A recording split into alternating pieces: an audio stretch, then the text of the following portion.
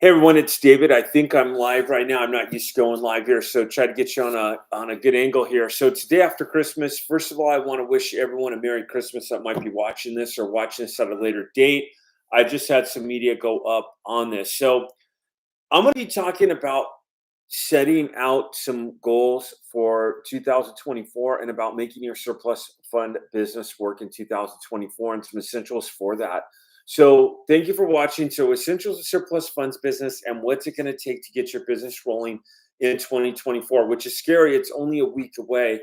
And I find that what I do today is going to help my business succeed tomorrow. So, first of all, I've gotten a couple checks in the mail. I got one for about $4,000, and I got another one for just 300. Kind of smaller ones this last week. I might have some stuff at the mailbox. I don't know. Now, what am I doing to get future checks, and how am I getting future checks beyond that? Those are the questions that you've got to be constantly asking yourself in this business. So, I've got some contracts back, and there's some agreements that you want to make sure you have. So, my first one, I just want to talk about this, and then how can you be doing this? So this one is a mortgage surplus.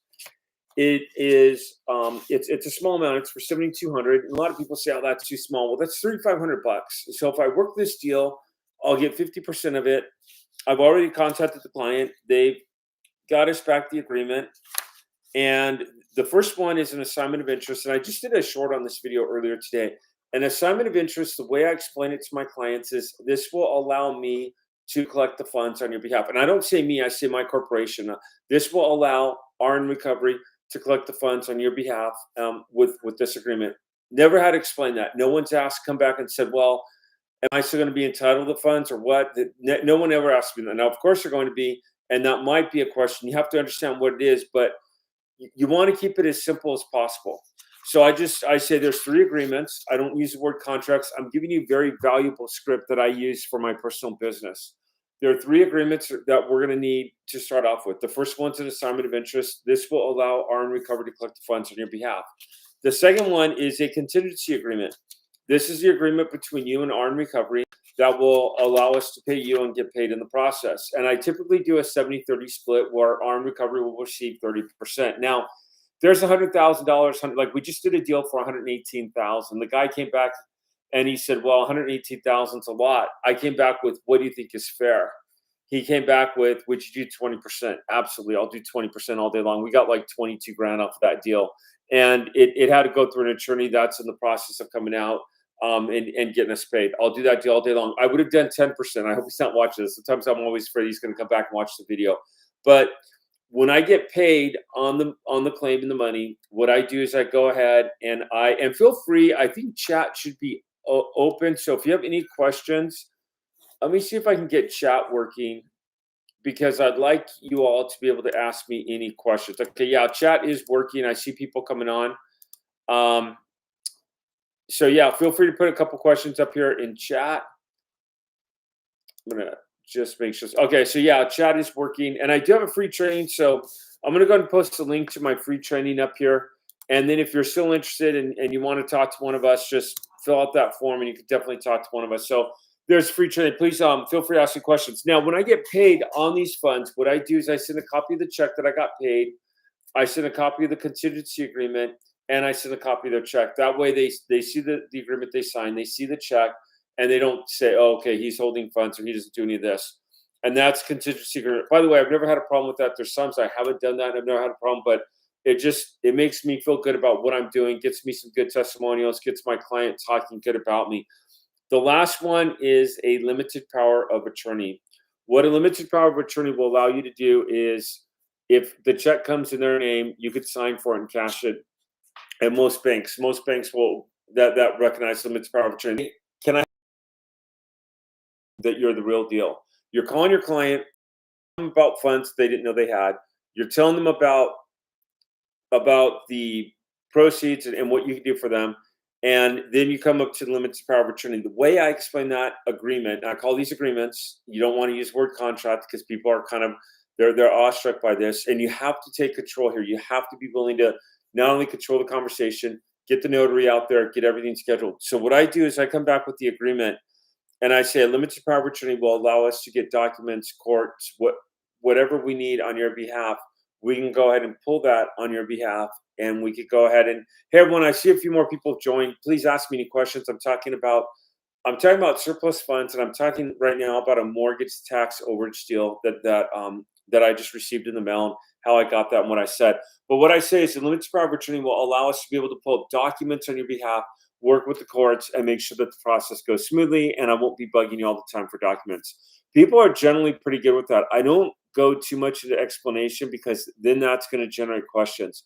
So once I call the client and I introduce myself and I let them know what I could do for them, I let them know, like, the first part of the call is educational. Hi, my name is David. I want to let you know about these funds and that these are out there. The second part of the call is about what I could do for them. And the third part of the call is about sealing the deal.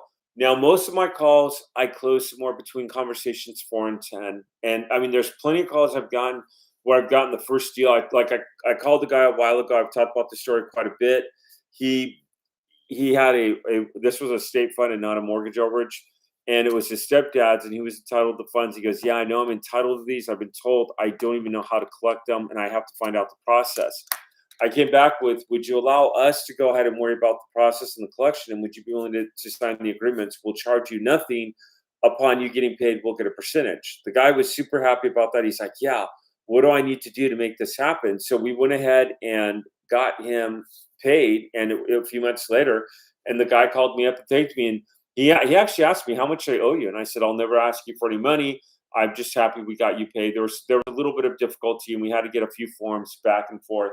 In fact, on my desk, and my desk is an absolute mess because the holidays hit and everything, I do have an envelope here from one of my clients where they've asked for more information. I'll get over that one in just a second, how you handle that.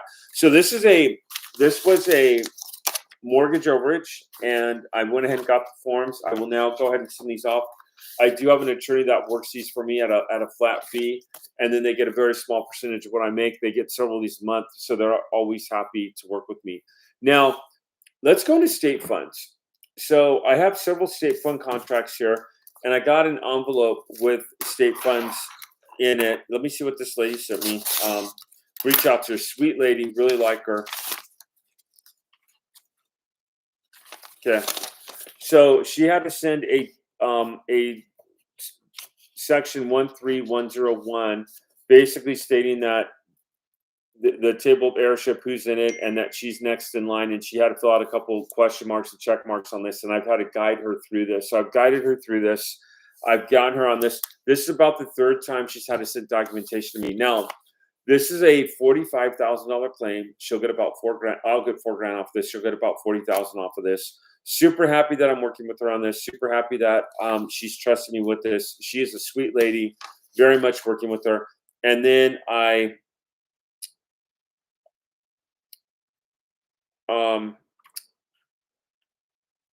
here's a letter that she sent, a letter of hardship. I'm sorry, this kind of caught my attention as well. Super happy to be working with her and getting her paid. Love it like this. So I'm going to submit this to the state later on today. And I also have contracts I've got to get out. So I've got this one. And again, this is just letter. What I did is I sent her a self-addressed stamped envelope. So I put my name, I rubber stamped my name in the upper left-hand corner. I put my name, and then I stamped it, and I went ahead and sent it to her. She had to give me a whole bunch of documents. I put 3 stamps on one, but like literally, I just single self-addressed stamped envelope. All right, now here's a couple more documents that I've received, and I have opened these, but I haven't actually pulled these out and looked at them yet. So here's another state funds deal. This one is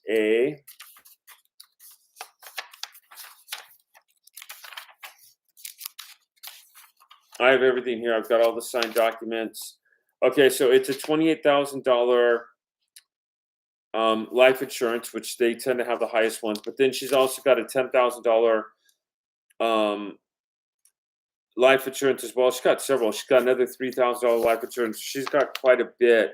So it looks like on this one, there's just over 30,000. So I'll make 3,000 off of this. Now I say this because you want to be picking your area of business, and you want to be working it, and you want to be bringing in money consistently. So if I turn this one in today, I'll see the payments for this in June. That first contract I showed you, which is also a $3,000 commission contract, I'll see that probably around February to March, because it's a mortgage tax overage, and they pay out a lot sooner than what the states are. The states are backed up because of COVID. They're still backed up. However, keep in mind that a lot of courts and everything are still backed up with COVID as well. So it's just you got to be on top of your business. Now, I talked to a woman the other day, and she's like, "I'm not going to wait. I'm just going to go ahead and work and not wait." And this is where, like, when you become self-employed, you've really got to ask yourself, okay, can I be patient here on some of the funds? Like, I would rather wait and get paid 6 months than go work for someone and clock in and clock out every single day and be working for somebody. And if you don't know my story, I was a full-time high school math teacher. I started working for myself. By the way, I see people coming in. Please feel free to ask me any questions that you have in the chat. I did put up a training link I have earlier. I'll post that up occasionally, just so if you want to watch my free training I have in the program, please feel free to go by. I do offer a free training on this. Okay, so this one is also state funds. It looks like there's an amount for 57,000. So this one will be a payout of about 6,000. There's another one for 7,000. That'll be a $700 payout. And these add up, so you just want to keep on doing these. And it looks like there's another one on the main sheet that I have for, if I can find this. This is a probate, a lot of paperwork here.